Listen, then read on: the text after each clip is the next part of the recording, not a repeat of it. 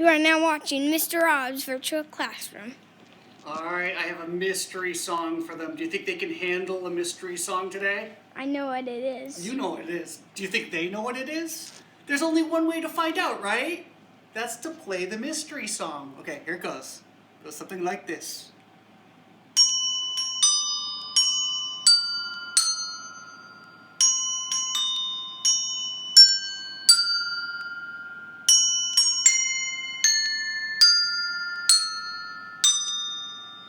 Happy birthday to me. What? Did I just say happy birthday to me? I think I know why I just did that. Today is Tuesday, the 12th of January, the year 2021, and this is day 22 of our at-home learning adventure. And guess what? It's day 47. It's year 47 of my life. Today is the 47th celebration of my year on planet Earth. Today is my birthday. It's true. Hooray! Should I give myself a round of applause? So, I'm lucky because I get to spend my birthday, or at least a chunk of my birthday, with you today on our virtual classroom. So welcome aboard to Mr. Rob's Virtual Classroom. We have some fun exploration to do today. No artifacts of learning on Tuesdays, but we'll have our last and final artifacts of learning on Thursday. If there's anything you've been working on the choice boards, if there's any activities you want to report on, get them in, because we're going to celebrate that on Thursday, and then next week it's back to the classroom. And we'll talk more about that. Alrighty, for our Let's Explore segment today, I have a mystery can. Should I give it a good shaking? Mm-hmm.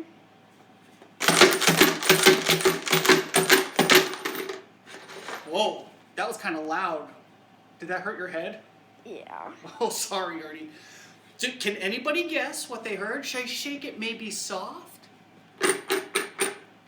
Money. Money! Ernie guesses money. I think he actually probably saw me load up the mystery can today. I didn't. Oh, you didn't? Well, then you've guessed correctly, my friend. Ding, ding, ding, ding, ding. Today, I have some coins. And today, we're going to do some thinking and learning about coins. Are you ready for that? I'm going to lay them out over here. Okay. This one we have here today is a quarter. Quarter. And that's worth 25 cents. And this one is a dime. Dime. And that's worth 10 cents. And this one here is a nickel. Nickel. Which is worth how many? 5 cents. 5 cents. And finally we have a penny. Which is worth 1 cent. Just 1 cent. Okay. So coins are really fun because coins are money. And who likes money? I think we all do like money a lot because we can buy the things we want. We can save up for the things we want. We can share our money with the people that we want to and the causes we believe in. So let's explore a little bit deeper. The quarter is this big one, and it's worth 25 cents, okay? Biggest. It's the biggest of them. Can I tell you something, the funny thing? Yeah, tell us. So you might think the dime is a penny, but it doesn't actually matter the size. It matters how much. So you need to memorize the coins. That is so true. That's why we have to memorize the coins because, be careful there, okay? You have to memorize the coins because if you'll notice, show them again. Show them the coins all together. The dime is actually the smallest, right? So some people think it's worth the least. But the dime is actually worth 10 cents. It's worth 10 of these pennies. So the quarter is worth 25, dime is 10, nickel is 5, and the penny is 1. And that's important for us to know because today, when we get to our activity challenge, it's all about money, okay? Should I just read them the challenge? Yeah. Today on our Play to Learn activity of the day, it's called the $1 Challenge. Now this is a scavenger hunt. This is a great opportunity to play with your family members, and it's a fun way to learn about money too. Use the link instructions, which is on the choice board, to host a scavenger hunt with the goal of finding the coins that create $1. Counting skills, math, coin identification are all encouraged. So what I did to help us learn more about the dollar, I've made a couple trays here today. So I'm going to take these coins and I'm going to put them back in the can. But I'm going to bring this tray out. And all right, let's make sure they can see this tray, okay? So I mentioned that the quarter is 25 cents. So 4 quarters equals $1. If you are doing the $1 challenge scavenger hunt, if you wanted to, you could hide just 4 of these around the house, and then someone has to go find them and build the dollar. You could do that with just 4 quarters. Or you could do that with 10 dimes. Let's count them out. 1, 2, 3, 4, 5, 6, 7, 8, 9, 10. I'm going to count them by tens now. Ready? 10, 20, 30, 40, 50, 60, 70, 80, 90, $1. So, if 10 dimes equals $1, you could hide 10 dimes around the house and play the game that way if you want to. And we could even use our nickels. Which you just double from the dime. You take basically away 5 and then, yeah. You're teaching some great math skills, Ernie. Thank you for sharing that. So let's count them off. In 5s, we'll do 5, 10, 15, 20, 25, 30, 35, 40, 45, 45, 50, 55, 60, 65, 70, 75, 80, 85, 90, 95, 100. And then, of course, you could take the super long way and exhausting way with the pennies. Well, if we hid the nickels, we'd have to hide 20 nickels, right? Uh-huh. Should we show the friends what 100 pennies looks like? Yeah. Okay, I'm going to get rid of this tray with these coins. I'm going to show the friends what 100 pennies look like. Whoa! Now I have 10 rows of 10 pennies each, and that equals 102. If you wanted to play this game, you could hide 100 pennies around the house and play it that way.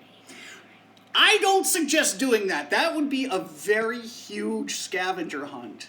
And when you're hiding the coins, make sure they're somewhat visible. Don't hide them away so nobody can find them. You know, don't put them under the couch or something. They kind of have to be out and about.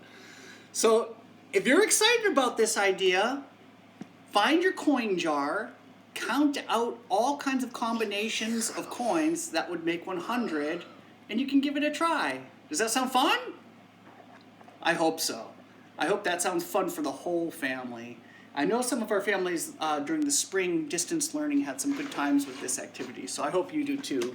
Show them 100 again. Wow. Can I show them a trick? Yeah, show them a trick. So this is 10, right? 1, 2, 3, 4, 5, 6, 7, 8, 9, 10. And this is 10. And this is 10. So how do you make sure it's all 100 is you can count by 10. Oh, okay. There's 10 tens. Why don't you point to the rows? Yeah. 1, 2, 3, 4, 5, 6, 7, 8, 9, 10. Or you could do it this way. 1, 2, 3, 4, 5, 6, 7, 8, 9, 10. And then, or you could do it this way. 1, 2, 3, 4, 5, 6, 7, 8, 9, 10. Or you could do it this way. 1, 2, 3, 4, 5, 6, 7, 8, 9, 10. Okay. But you could do it with whatever row. It has to be a straight line row. Yeah, And I agree. But that's how my trick can work. Wonderful. Thank you for showing us that counting skill. I wouldn't even call that a trick. I'd call that a counting skill. You showed us some good ideas today. All right, so that's our featured activity, and that's our exploration of coins.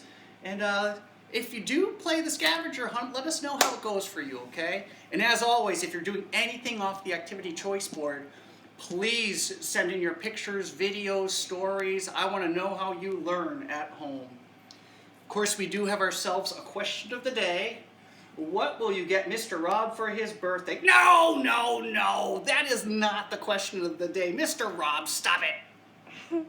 What is the greatest thing ever invented? We love thinking about inventions and machines and technologies. Star Wars. Oh, lots and lots of Star Wars around here. But this is a chance for you to sit down and think, what is the greatest thing that was ever invented in your opinion, okay? Let us know about that. I want to know. I do have some class announcements to make.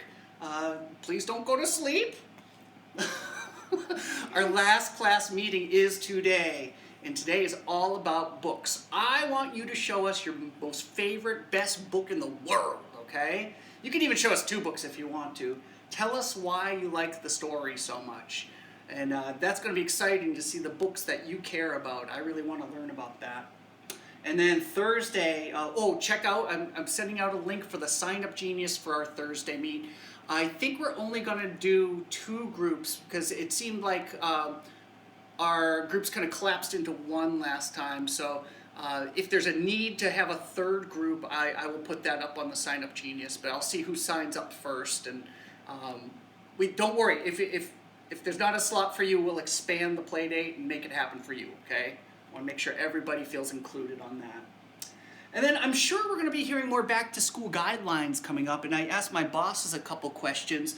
I asked them, what's going to happen if a child needs to quarantine? Do we still do distance learning for that child? And the answer is no. If your child has to quarantine when we go back, what you would do is you get a reimbursement for that period of time, be it, is it 10 days or 14 days?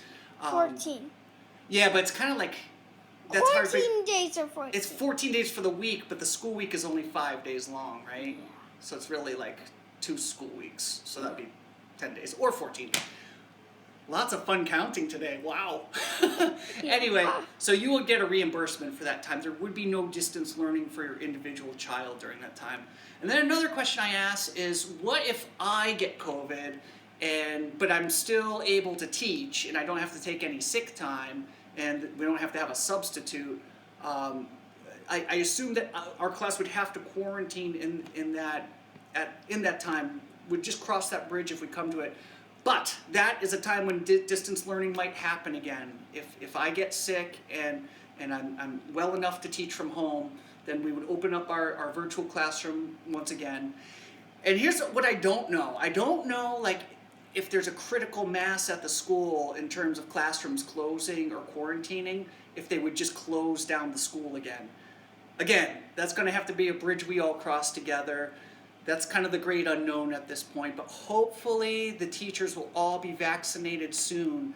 I sent out an email to asking if you have a chance, please email the governor and ask him to make sure teachers get the vaccine soon, because we really want to be in school. We want to be in school for the rest of the year. We don't want any more disruptions, right? I want to play with my friends at school. Yeah, I want to play with all the friends and at I want to school. play with especially the kids not in my class, my friends not in my class, but at recess, but I can't play with them right now. But maybe we can. We'll see. It's going to be exciting getting back to school. Also, if you want to wear masks and shields, you're all welcome to do that. I know it was originally I thought of that kids should be wearing shields, but I think that's a personal decision, and I don't think you're required to do that. I will be wearing a mask and a shield inside, and I'll only be wearing my mask outside because it's too cold and my shield gets all fogged up, so I can't see anything, and I think I'll really get hurt if I'm wandering around not being able to see anything. So, but inside I will be wearing my shield. So, all right, well that's that. And then finally I have a resource of the day for you. This is an article for the parents, and it's from the New York Times op-ed, and it's an article called "Make Schools More Human." And this has been a very well circulated article around the district. It has all the teachers talking. It's really about taking lessons from distance learning and applying them to in-person learning. So it's kind of a fun article. I know some of you are really into education and teaching, and so that might be a nice article for you to read. So check that out as our resource of the day, okay? For today's book, I'll be reading a wonderful book. This is not the Caldecott Medal, but this is another award from the Mom's Choice Awards. This is called Have You Filled a Bucket Today? We read a kind book yesterday. This book is about being so kind and thoughtful. It's about bucket filling. I love, love, love this story, and I can't wait for you to enjoy it with me. So, I think that about wraps us up. No? Story time. Oh, well, that after the virtual classroom, yeah. But that wraps up the virtual classroom for today, and I'm honored that I got the chance to spend a little bit of my birthday with you. If you want to have some more fun with me later, please come to today's meeting and make sure you bring a great book to tell us all about, okay? Ernie, if you're done picking your nose, do you have anything to say to the children? Bye.